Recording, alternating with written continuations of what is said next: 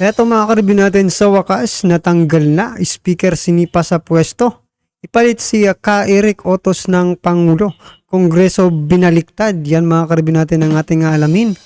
Mula po rito sa channel ni Banat Kapanig TV. Yan mga karibin, nasa description po ang full video link ng balitang ito. Subscribe na po kayo kay Banat Kapanig TV. Right, kung bago ka pa lang at di pa po napag-subscribe sa ating munting channel, please don't forget to subscribe. At i-click na rin po ang bell notification para updated ka po sa lahat na uploads nating reaction video. At eto na nga mga karibin natin, sama-sama at sabay-sabay po natin pakinggan, panoorin at bigyan ng reaksyon ang balitang ito. Eto na po.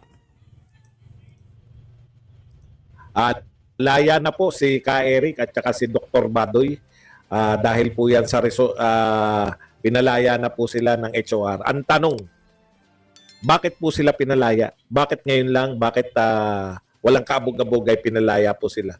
May dalawa pong pangyayari tayong tatalakayin na sa tingin natin ay may kaugnayan dito sa pagpapalaya. Pinalaya na po ang dalawa pong dinitini nito pong House of Representatives dahil po sa contempt, no? Ito po ang kinatwiran ng House of Representatives, simple lang po.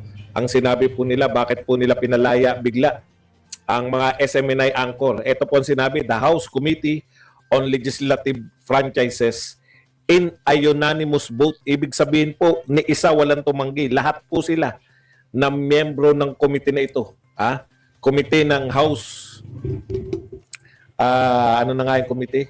House Committee on Legislative Franchises.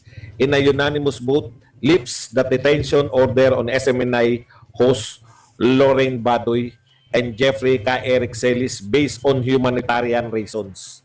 Okay, dapat po natutuwa tayo, di po ba? Pero in the first place, bakit po ninyo pinagtangkaan na ipakulong ng indefinite? No? Wala pong panahon na matatapos yung inyong pagkakakulong. Ito po. Una, yun na nga po, naglunsad po sila ng hunger strike. Pero hindi po yun sa tingin kong naka-apekto. Dito po sa mga, yun lang po yung kinatwiran nila, humanitarian. Kasi nag-hunger strike eh. Pero sa totoo lang po, dalawa po yung nakita ko na kinabahan po sila. Una, nagsampa po si Attorney Harry Roque dito po sa Supreme Court. Alam niyo po yung mga congressman, wala po yan. Wala pong pakialam yan, no? Kung gusto po nilang pakulong, makukulong po. Hindi po sila natakot kasi sa sarili nila, no? Ang gusto po nila, sa totoo lang po, kung gusto po nila na pagbigyan yung kanilang leader, lahat po to para sa leader nila eh. Lahat po nagagana, wag na tayong magbulahan, HOR. Lahat to para sa leader ninyo. Para patampukin yung leader ninyo, ng leader ninyo ang pinaka maraming ginagawa sa mundo. Magtapatan na po tayo. No? Yung mga congressman na yan, mananalo't mananalo yan. Kasi, bakit naman hindi mananalo yan? Sa distrito lang nila tatakbo yan. Kaya wala pong takot yan kung ano sabihin sa kanila na madlang people. Pero syempre, yung pinaka-leader nila, hindi po pwede yun. Concern yan sa masasabihin. May dalawa pong panyanyari. Yung una po yung sa Supreme Court. Mas lalo po makakawawa po yung leader nila. No? Ang talbog po niyan sa kanila sa House Speaker. Ina-allow nyo to. Pag po naglabas ng pahayag ang Supreme Court at pumabor kala Ka Eric, lalabas po alayag na hindi i-divulge yung kanyang dahil yan ay nasa batas. Kasi yun po ang pinagtatalo, yun po hinarap niya Ikalawa, itong kay Badoy. Bakit mo iko-contempt? Di ba? Kasi sinasabi daw minsan na may advertisers, sinasabi naman minsan na walang advertisers. Kaya nga po kayo naghihiring eh. Ako, simple lang eh. Ibig po ba sabihin, halimbawa po yung isang teacher, pag hindi po naunawaan ng mga estudyante niya yung kanyang mga tinuturo, magkakaiba po ng di ililinaw po nila. Hearing po yan. Ayaw nyo kasing makinig. Gusto nyo lituhin. Okay? Kasi kung ako po ang nagkukondak ng hearing, halimbawa, Dr. Badoy, sabi nyo kanina, walang advertisement. Ngayon, may advertisement na. Ano po ba talaga? Pakipaliwanag nyo nga po to para hindi, kasi nalilito na kami. Ano ba yung, ganun po yun. Ang dali lang pong ilinaw niyan eh. Hayaan nyo lang magpaliwanag. Pero kinontempt nyo, kaya nag-hunger strike. Pinakulong nyo at nag-hunger strike. Ngayon, sinampahan kayo ng kaso sa Supreme Court. Wala sa inyo yan kasi mananalo pa rin kayo eh. Mananalo pa rin po kayo sa distrito nyo eh. Hindi po sila apektado niyan, sa totoo lang po. Ang malaking apekto niyan, kung natalo kayo sa Supreme Court, kayong mga congressman, yung inyong leader na si Speaker. Sasabihin, inaalaw mo yan? Na magpakulong ng mga tao, yung mga taga-Congress. Malaki po epekto niyan. Pag sila po ay sinabi ng kasi meron na po eh, yung kay Dr. Badoy, tama, magpaalam ka na rito. Hanggang dito ba naman susundan mo ko para mambwisit ka? Hanggang boxing lang kayo at hindi nyo kaya utak ng mga tao rito. Papasok pa kayo rito para mambwisit sa akin. Boxing na lang kayo. Doon, madali po ang usapan doon. Chismis lang kayo eh. Hindi po namin kailangan ng chismisan dito. Baliktad eh, no? Kung kailan nasa boxing, doon po maraming chismoso. Okay, punta na po tayo rito. Balik po tayo. Pasensya na kayo dyan, mga fans natin sa boxing. Dinadayo pa tayo rito para man-chismis. Balik po tayo rito sa ating talakayan. Ito po, nakakahiya po yan sa liderato ng House na inaalaw nila samantalang kamakailan lang po, naalala nyo yung mga taga-Parmali na pinakulong ni Gordon? Kamakailan lang po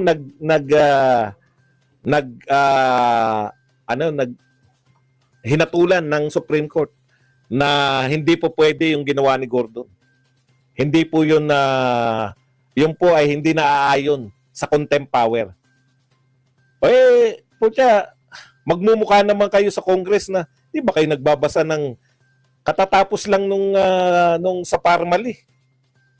Meron na nga kaming posisyon dyan, Supreme Court. Ikalawa po. Ito po, mas mabigat. Ngayon ko lang po ito nabasa no?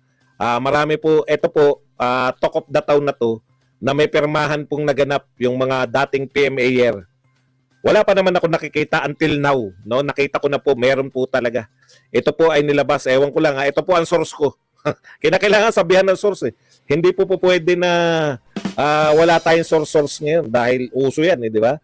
Baka, ito po, antindi po nito eh. Antindi pala nitong antindi pala to ng manifesto po ang tawag. Ayan po, mula po to kay Mark Lopez, Manifesto Defending Democratic Rights of Dr. Lorraine Badoy Partosa and Mr. Jeffrey K. Eric Celis, demanding for their immediate release from congressional detention. An unyielding stand against erosion of democratic liberties. So, sa tingin ng grupo na ito, yung mga pumirma, mga PMAers po to, no? Mga graduates po ng PMA. Kaya po, siyempre, talagang kahit sino po eh. At hindi po to isa, dalawa, tatlo lang. Matindi po to. Ayan po. So, sa-summarize lang po natin na our uncompromising position. Zero tolerance for injustice. Imperative for transparency. Sacrosanct rights under attack. Inaatake raw po yung ang ibig sabihin ng sacrosanct, yung ano po yan, yung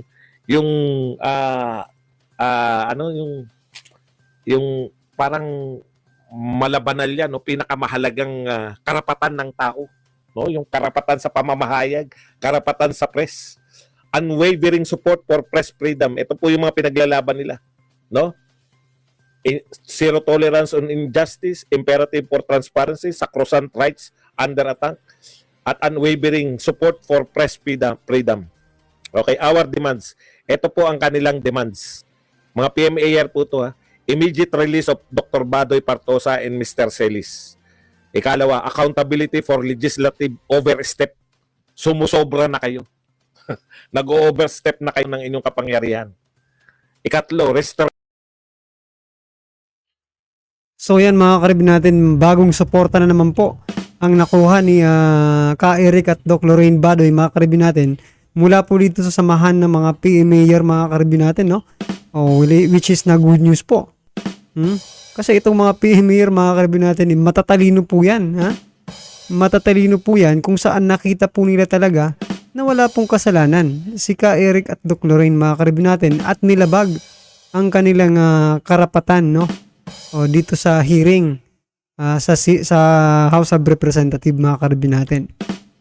At nakita rin naman po yan talaga ng ating mga kababayan, no? Na talagang sa una pa lang, sinasabi nga ng iba, mga karibin natin, na planado daw, no? Na parang nasa game plan na ng House of Representatives yung pagpapakulong talaga pag sa cite and contempt dito kay Ka Eric at Doc Lorraine, mga karibin natin. Well, anyway, wala na rin naman tayong dyan na pero yun lang po yung opinion, no, ng ating mga kababayan. Sinasabi nila baka planado na ito, no? Kaya ganyan, di ba? Kasi sa una pa lang, mga karibin natin, mainit na agad eh, no? Imbis na maganda ang tanungan, mga karibin natin, talagang mainit po ang Kongreso, no? Itong mga congressman, mga karibin natin, dito kay Ka Eric, mga karibyo, di ba? Kung napapanood nyo, talagang parang dinuduro pa si Ka Eric, no? Tinuturo-turo pa nung maliit na congressman, mga karibin natin. Ha? Well, anyway, mga karibin natin, ano naman po ang inyong reaksyon sa naging balitang ito, comment lang po sa baba para at least alam po ng ating mga kababayan ang inyong pong nararamdaman patungkol po rito, right?